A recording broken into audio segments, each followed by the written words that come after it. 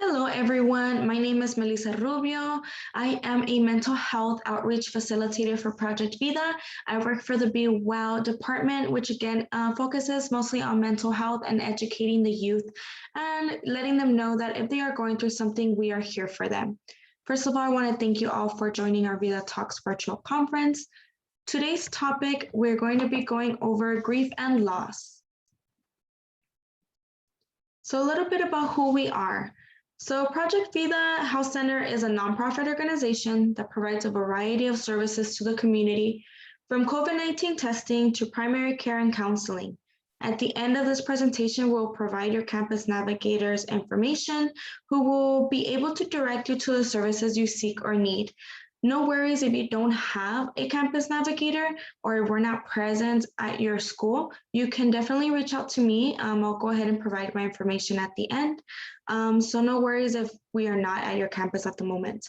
So our goal is not only to connect with you parents, but to also identify if your children can benefit from counseling. Your input will always be confidential. And again, if there is a school counselor that works with us, they would be the ones completing the referral process. If you, for one reason or another, don't have a school counselor who can refer you or refer your child to us, again, you can always reach out to me, Melissa Rubio, and again, my information will be at the end of this presentation. So a quick disclaimer, since we are talking about grief and loss today, we want to remind everyone that everyone grieves differently. It is important to be understanding and supportive. The information provided in this presentation is only for educational purposes and not for counseling. In no way are we telling you that you need counseling or that we're trying to counsel you during this presentation. Project Vida is providing suggestions on how to be supportive. And at the end of this presentation, we will share additional mental health resources for your information and for your reference. So moving on to our learning objectives. Today, we're going to be defining loss and grief, discussing different types of loss and grieving, discuss the difference between empathy and sympathy, the impact grief has on your children, and tips on how to support your grieving child. Loss and grief. Loss is the fact or process of losing something or someone, right? Most of the time we think, oh, we've lost a person or we're going through a loss, that we might just think it's the death of someone. That's definitely not always the case. We could definitely lose something as well. Grief is a normal process of reacting to a loss. The loss may be due to physical, such as losing someone physically due to a death. We can lose something socially, such as a great example is the last year. We unfortunately are going through a pandemic, and most of us have missed out on social events. A lot of our children and students have missed out on social events. They were unable to go to football games, go to homecoming. Some weren't able to go to prom or even attend their own graduations. Occupational, unfortunately, there has been loss of employment, even the loss of even going to the office, right? Maybe we have had to relocate to working at home. All those things are examples of loss. An emotional reaction of grief can also include anger, guilt, anxiety, sadness, and despair. Different types of loss and grief. So there's primary loss, which is the death of an immediate family member, close friend, loved one, or even a pet, right? Pets can become our immediate family. They're part of our family, they're family members. So we have to also consider that when a child or your child loses a pet, that it can be very devastating for them. Secondary loss are such things as changes in relationships, schools, family finances, and lifestyle. Again, this is a perfect example of what we have gone through in the last year, right? Not being able to go to our favorite restaurants, not being able to go to school events, or even milestones in people's lives, weddings, baptism, anything of that nature. Cumulative loss. So this is a result of a number of successive losses experienced by a child over time. This can be, for example, not being able to see their friends anymore, right, due to the pandemic in the last year, losing a pet, or maybe losing a grandparent, all in a short amount of time. This would be a cumulative loss. So what is the difference between grieving and mourning? So grieving and mourning are natural parts of healing after the loss of a loved one or a friend. Grief represents the thoughts and feelings experienced um, because of a loss. So they're considered internal experiences. For example, feeling sadness, longing to be with the person who has just died, or having thoughts and memories of that person. And of course, those internal feelings of anxiety and anger. All this is an example of grief. So these feelings and thoughts are a normal reaction to losing someone. Mourning, on the other hand, is an external expression of loss. Some common examples of mourning can include preparing for a funeral, wearing black, or sharing memories or stories about the loved one who has passed on. The process of mourning can help accept and emotionally process death or loss. So it's very important that we allow our children to grieve, right? Letting them know that their feelings are normal, that it's okay, validating those feelings. And mourning, right? Being able to be part of the preparation process at be a memorial or a funeral, or just remembering that individual. We have empathy and sympathy, right? So I'm going to give you guys a quick moment to think about what they mean to you, right? What is the difference between empathy and sympathy?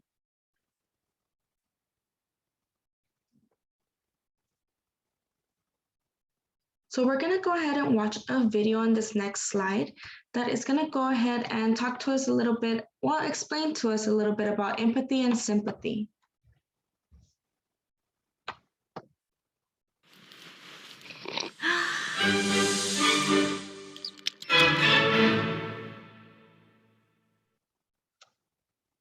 So what is empathy, and why is it very different than sympathy? Empathy fuels connection. Sympathy drives disconnection. Empathy, it's very interesting. Teresa Wiseman is a nursing scholar who studied professions, very diverse professions where empathy is relevant, and came up with 4 qualities of empathy. Perspective taking, the ability to take the perspective of another person or recognize their perspective as their truth. Staying out of judgment, not easy when you enjoy it as much as most of us do. Recognizing emotion in other people and then communicating that. Empathy is feeling with people. And to me, I always think of empathy as this kind of sacred space when someone's kind of in a deep hole and they shout out from the bottom and they say, I'm stuck, it's dark, I'm overwhelmed. And then we look and we say, hey, climb down. I know what it's like down here, and you're not alone. Sympathy is, ooh, it's bad, no, you want a sandwich?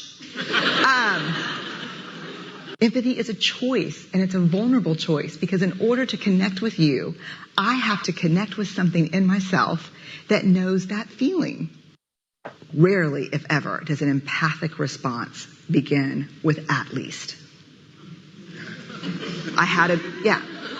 And we do it all the time. Because you know what? Someone just shared something with us that's incredibly painful, and we're trying to silver lining it. I don't think that's a verb, but I'm using it as one. We're trying to put the silver lining around it. So, I had a miscarriage. Oh, at least you know you can get pregnant. I think my marriage is falling apart. At least you have a marriage. John's getting kicked out of school. At least Sarah is an A student. But one of the things we do sometimes in the face of very difficult conversations is we try to make things better. If I share something with you that's very difficult, I'd rather you say, I don't even know what to say right now. I'm just so glad you told me. Because the truth is, rarely can a response make something better. What makes something better is connection.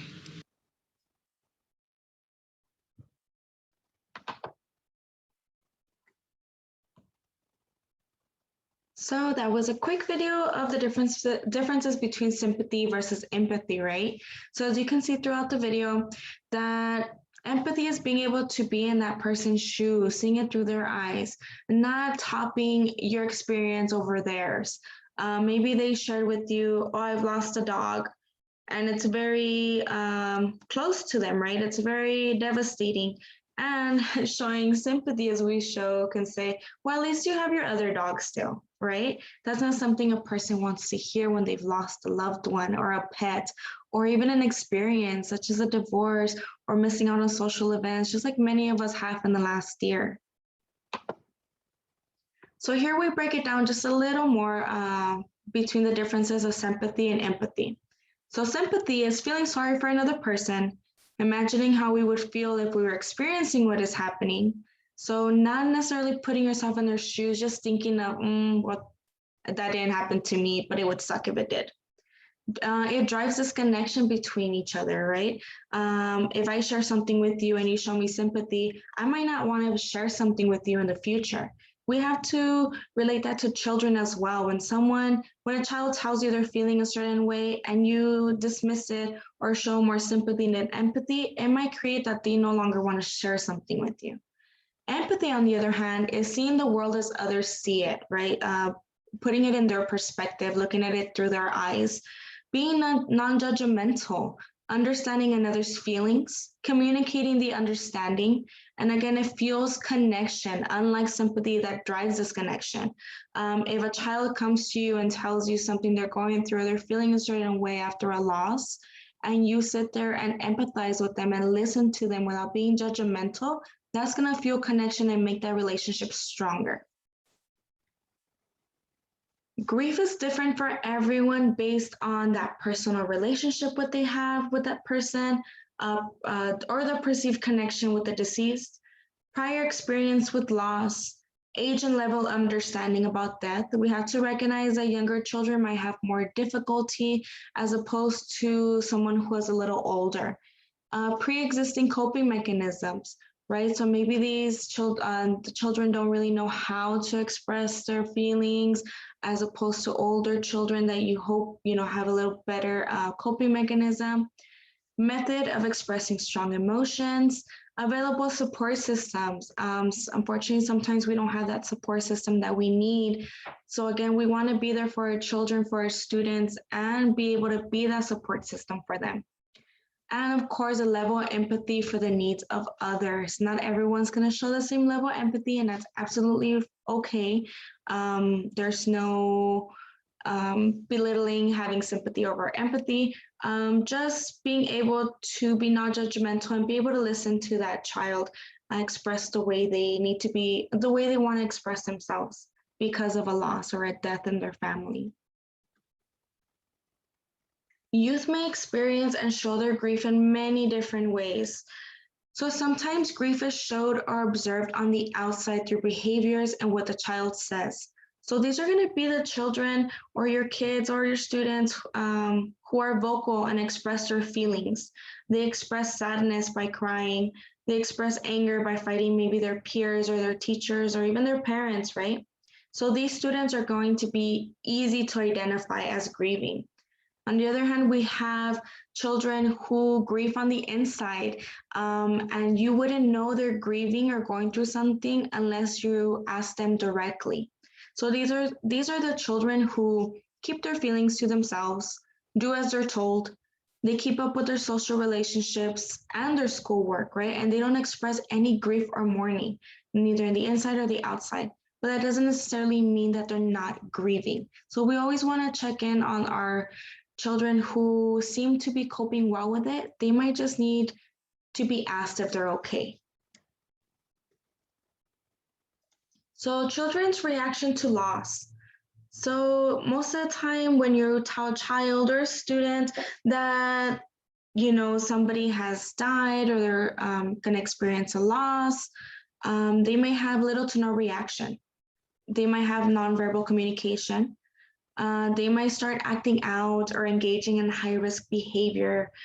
For example, our teens might start looking into dating, being a little promiscuous. Maybe they start engaging in substance use. For the younger children, they might just not pay attention to class anymore. They're acting out. They don't want to focus. They don't want to do their work. It can be something that is unusual for your child. They may be having trouble focusing or concentrating. They have a drastic reduction in social interactions. Maybe your child is the one who was super extroverted, wants to talk to other friends, always wants to hang out with them, and suddenly they feel no need or want in hanging out with their friends anymore. So let's talk about guilt. Guilt after a death is very common. So a child may feel that their behavior was responsible for something bad that happened, or even a death. They assume they caused the event or problem by misbehaving. So these are the children who maybe misbehaved right before someone died, or they didn't call as often as they should, like they feel they should have. All these things may cause guilt and even think that they're responsible for that death. Students or children may worry about the possibility that they will, if they repeat their bad behavior, that they can cause the death of someone else. So they may even be afraid to act out or misbehave because the last time they misbehaved or did something out of character, it caused the death. And again, this wasn't their fault. They're not responsible for it in any way, but that's their mentality. So please look out for that as well and be as empathetic towards them, saying that although they did misbehave, that it wasn't their behavior that caused that death or that event or that problem. So guilt is more likely to occur when the pre-existing relationship with the person who died was ambivalent. So again, that's something that was conflicting. Maybe they didn't have a strong relationship. They're constantly fighting. They weren't close at all.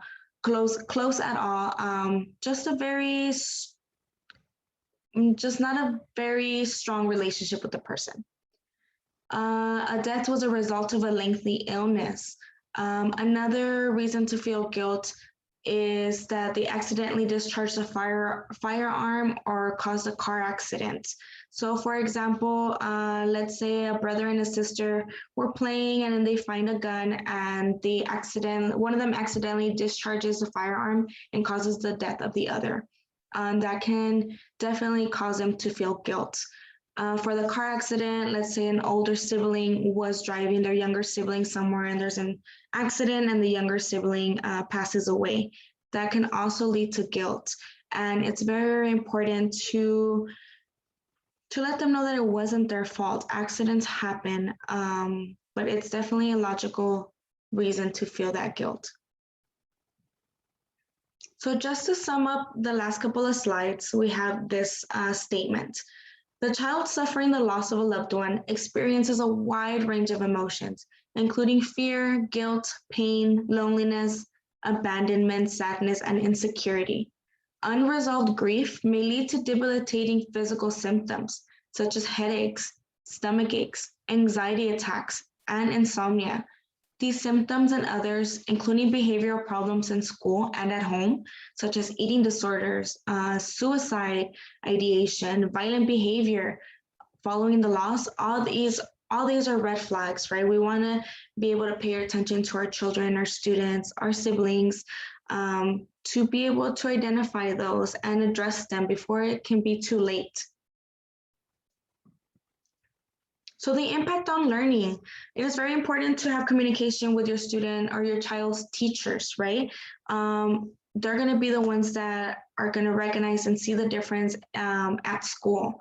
So the impact it can have is difficulty concentrating and are easily distracted, limitations in learning and or remembering new facts or concepts, failing to hand in assignments or study for exams. This sometimes happens because of reduced family supervision. Maybe the loss was somebody who was responsible or the one parent that was on top of their child to make sure the homework was getting done. Or maybe the parents are too busy with arrangements for funerals or anything like that. And now the student is not being supervised to study or to do their assignments. Pre-existing learning challenges can become worse. So if your child has already struggled in the past with learning, it may be possible that a loss can really challenge that, right? It can make it worse. So it's important to remember that temporary academic challenges are common among grieving students and should be anticipated. These may occur immediately after the death, but they can also appear within the first couple of weeks or even months later. So here we have a few tips for you all on how to support your child. It's okay to show your feelings, right? Sometimes we want to be real hard and be their rock, but it's okay to show your feelings as well, that you're also grieving and mourning. Do not compare their feelings to yours or anybody else's. Do not avoid the topic of death. Understand that there will be triggers. Acknowledge their presence, their importance, their opinions, their thoughts, and their feelings, right? We want to validate all those things. Be patient and open-minded. Allow them to grieve in their own way. Be available, sit with the child, listen to them, and answer their questions. Let them know that a range of emotions is normal, right? We talked about this in the beginning, that having anxiety, anger, sadness, all these are normal feelings. And again, validate their feelings and do not minimize them. That can create disconnection from your child and you, right? We want to be able to drive connection, have that strong relationship. Check in with other adults involved in their life, their teachers, their school counselors, their coaches, their siblings, anybody who is involved with them may give you a better insight on how they're dealing with this loss. And again, a quick reminder, there is no time limit on grief. Grieving can be lifelong, but should not be all consuming. It should not be the only thing the child is focused on or constantly worrying about. It can definitely be a lifelong grieving process, right? When we lose someone so close to us or something we love, it's going to hurt for a long time, but it should not keep the child from doing their daily activities, participating in school and sports, or talking to their friends. And again, well, not again, right? But we want to remind you all to not forget about your well-being. Please remember to take care of yourself, make time for self-care, address your needs and your feelings. Sometimes you might get really busy that you forget to take care of yourself because you're taking care of others. And we need you to remember that you are also important. If you need a little help processing your emotions, please feel free to contact us. We can also help you as well. I know we all heard the saying, but you cannot pour from an empty cup. So please remember to take care of yourself. So before we reach the end of our presentation, we have come up with an activity or a tool that can help your child grieve a little better or mourn a little better. So we have the Tree of Life, which in the tree you would put the name of the person who has passed away. And the tree leaves would be any attributes, memories, ways they have positively impacted your life. That can range from, oh, I hear this song and it reminds me of them. You could definitely put that song on a leaf. Or maybe they introduced you to a book. So now every time you see that title or you read that book, it makes you think of them, right? So just anything that reminds you of that person. It can be a very great coping skill for children to kind of look back at the tree and say, oh, wow, you know, my loved one taught me a lot, or I have really great memories about them.